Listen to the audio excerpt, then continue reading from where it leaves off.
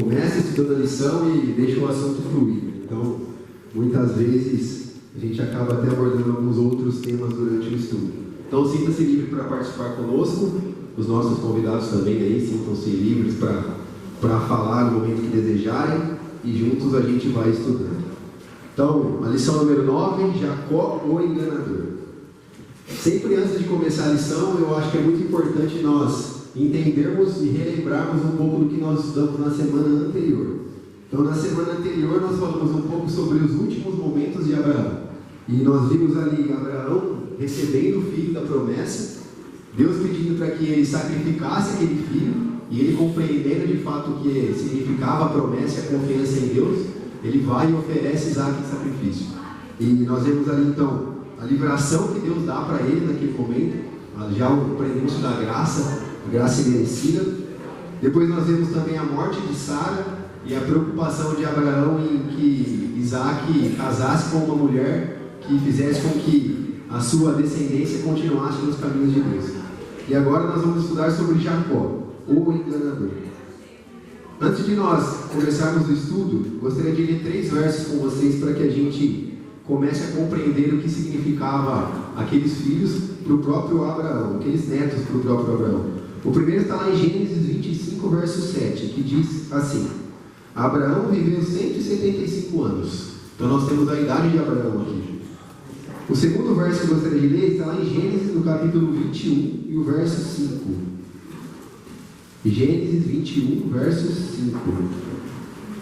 Estava ele com 100 anos de idade quando nasceu Isaac, seu filho. Então, se Abraão viveu 175 anos e ele teve Isaac com 100 anos, logo ele morreu quando Isaac tinha 75 anos. E o último verso, Gênesis 25 e o verso 26.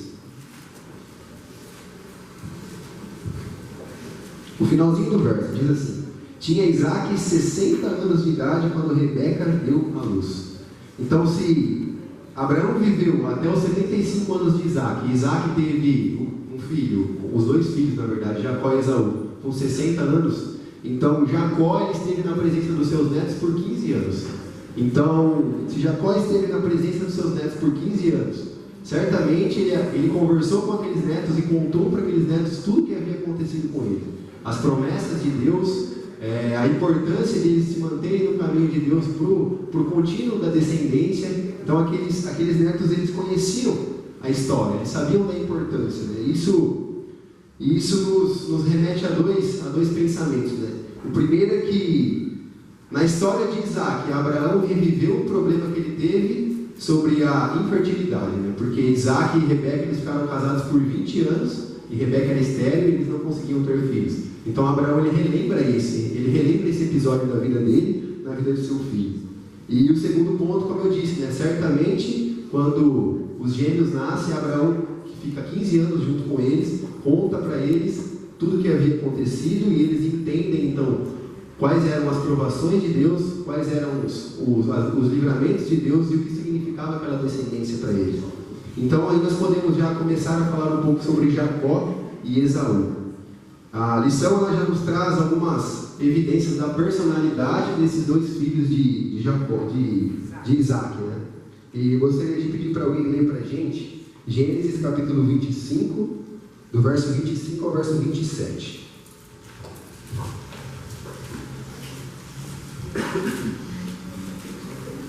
Gênesis 25, do 25 ao 27.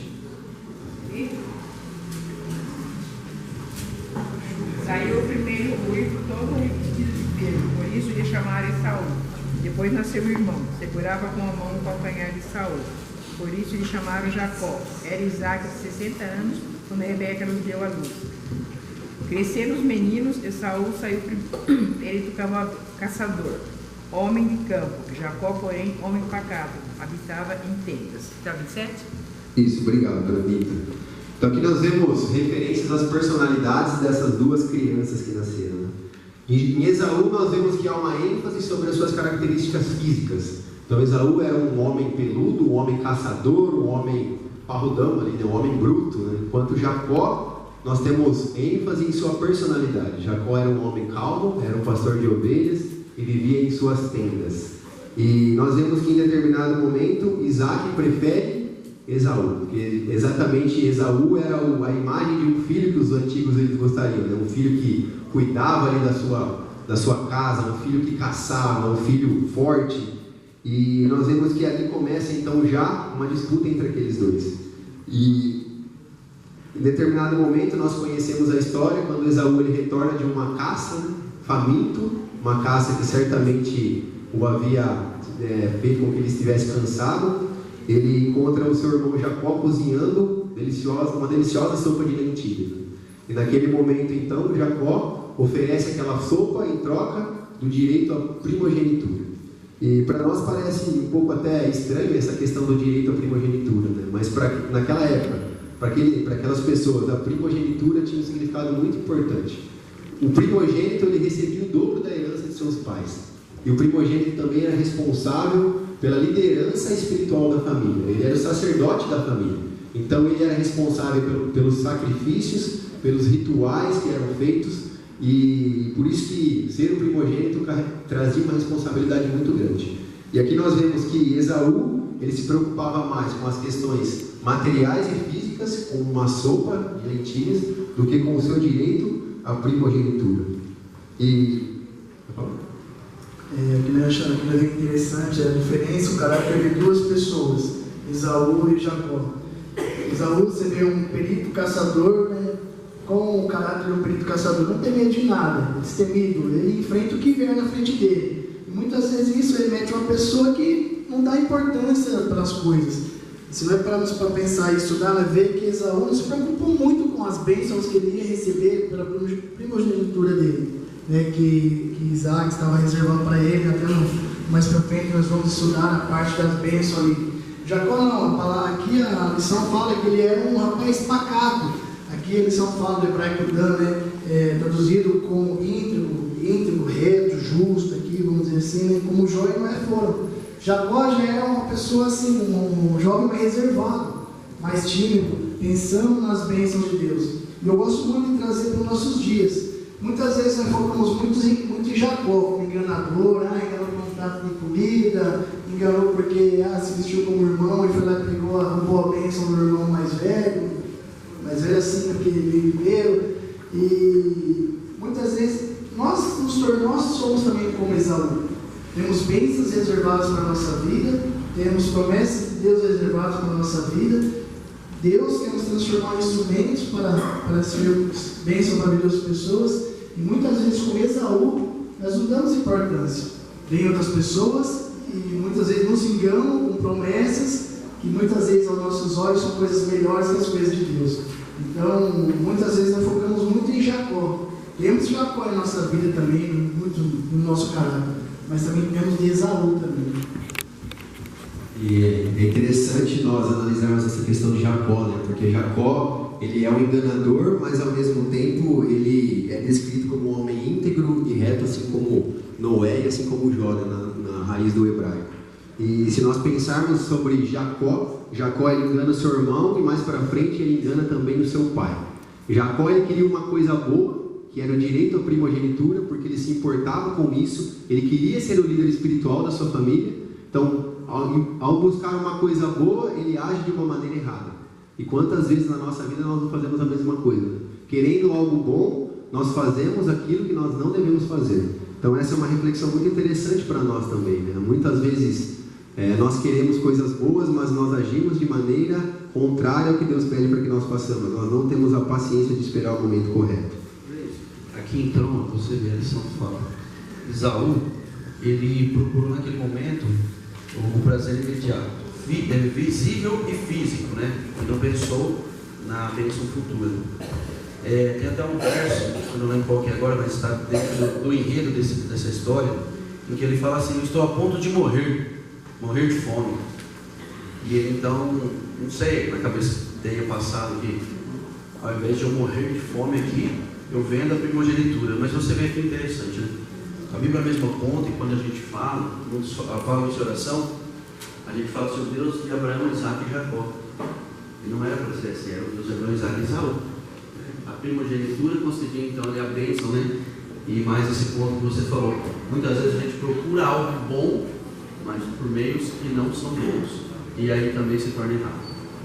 Eu gostaria de pegar esse gancho que falou, Vinícius, em relação a Esaú e Isaac cresceram ouvindo as promessas de Deus, ouvindo tudo que Isaac passou. E é interessante que Isaac, olhando assim, entre aspas, ele não tem tanta importância olhando assim nas histórias bíblicas assim.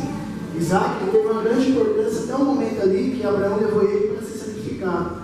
Aí teve um momento ali, Rebeca, e depois ali você vê que a história não dá tanta ênfase relacionada a Isaac. Ele foi um grande mediador, né, entre Abraão e Jacó. Ele ficou no meio termo ali para que a nação tivesse uma grande nação.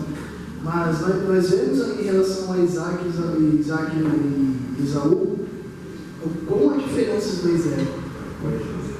É Jacó e Esaú, desculpa. É muito nome, confunde tudo. Muito nome. E como a diferença era dos dois.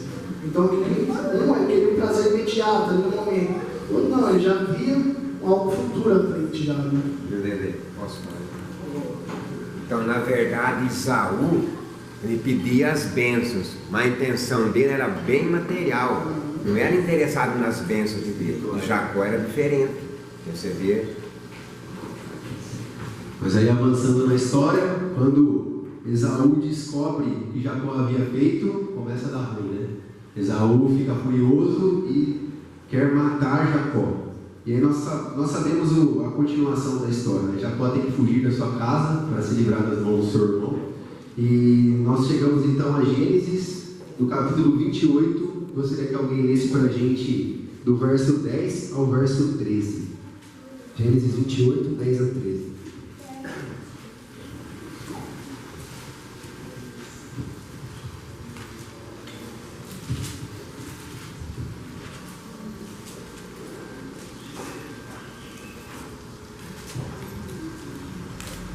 Partiu Jacó de Bérseba e seguiu para Arã. Tendo chegado a certo lugar, ali passou a noite, pois já era sol posto. Tomou uma das pedras do lugar, fez seu travesseiro, e se deitou ali mesmo para dormir. Sonhou, eis posta na terra uma escada, cujo topo atingia o céu, e os anjos de Deus subiam e desciam por ela. Perto dele estava o Senhor, e lhe disse: Eu sou o Senhor, Deus de Abraão, teu pai, o Deus de Isaque. A terra em que agora está deitado, eu te darei a ti e a tua descendência. Eu acho interessante que ali no verso 5, nesse mesmo capítulo, e a lição fala sobre isso, Isaac se despede de Jacó. Ou seja, ele foi embora, fugir do seu irmão com o apoio do pai. E eu fiquei pensando ao estudar que talvez venha à cabeça de Isaac nesse momento Caim e Abel. Os dois irmãos que entraram em contenda ali, e um acabou matando o outro. E a ideia de Esaú, acredito eu, que se Jacó ficasse por perto, era acabar com o seu irmão, pelo fato de ter sido enganado. Não enganou só o próprio irmão, mas como enganou o pai também, né? A gente sabe que na história Isaac não tinha a visão muito boa, né? Ou quase nada de visão, podemos dizer assim. E ele diz: olha, aqui está seu filho, Esaú, né?